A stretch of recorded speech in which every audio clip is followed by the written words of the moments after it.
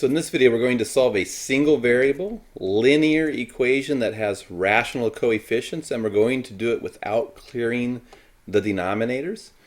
Before we start, we have this word here, rational coefficients, and what we want to remember is that rational, for which the root word is ratio, is just a number that is a fraction that has an integer in the numerator and an integer in the denominator. So a rational number is a ratio of integers. And in this case I have four rational numbers, 1/4, 2/3, and a half. And this 5 is a rational number as well, because 5 can be written as 5/1. So it's still a ratio of two integers. So I'm going to start by rewriting the problem completely. That's always step one.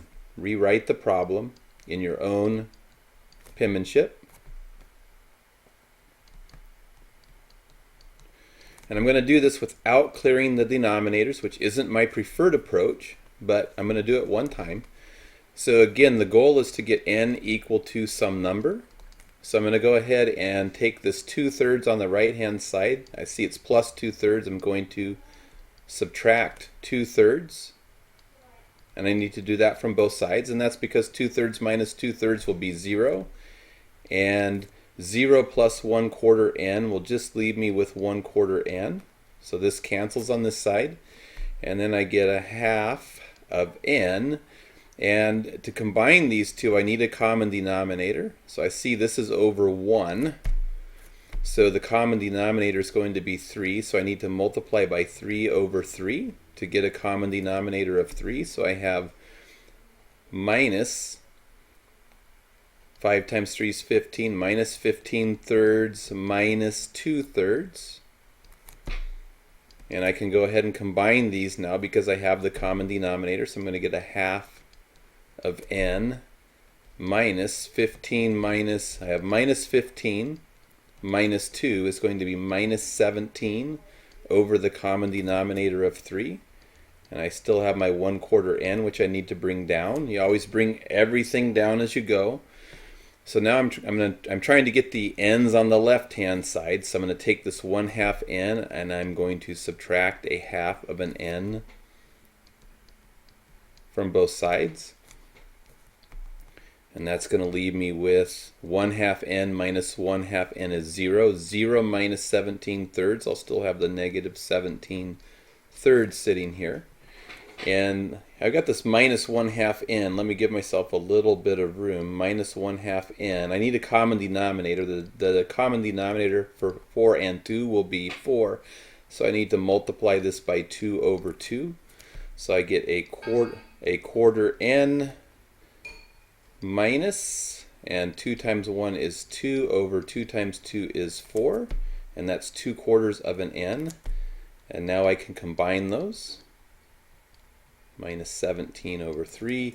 I have 1n minus 2n is minus 1/4. I need my denominator of an n. And I have minus 1/4 of an n, but I need 1n. So what I need to do here is I need to multiply by the reciprocal of negative 1/4. So I need to multiply this by negative 4/1, or just negative 4. So the product of reciprocals is always equal to 1. Right? So if I have like 1/2 times 2/1, if I multiply reciprocals, I get 1 times 2 is 2, 2 times 1 is 2. I multiply reciprocals, I get a 1. And whatever I do on one side, I need to step and do it on the other. So I get negative 4 times negative 1/4 is 1n equals, nothing simplifies this way, so I get a negative times a negative is a positive. I get 4 times 17, which is 40, plus 28, which is 68/3. So there's my answer. And if I wanted to be certain, if I wanted to be completely certain, you would plug this in for n and see if it worked out. Seems like a pain, right? 1/4 times n is 68/3 plus 2/3. Does that equal 1/2 times 68 over 3 minus a 5. And then 4 will go into this guy 17 times. And then 2 will go into here 34 times. So we'd wind up getting what? 17 over 3 plus 2 over 3 equaling, and what's this going to be? 34 over 3 minus 5. So we would need to get a common denominator. So if this is 5 over 1, then we would multiply by 3 over 3. So we would get 17 plus 2 is 19 over 3 equals 34 minus 15 all over 3. And 34 minus 15 is 19, so we get 19 thirds equals 19 thirds. This is true, or it's an identity. So we know that the 68 thirds is correct.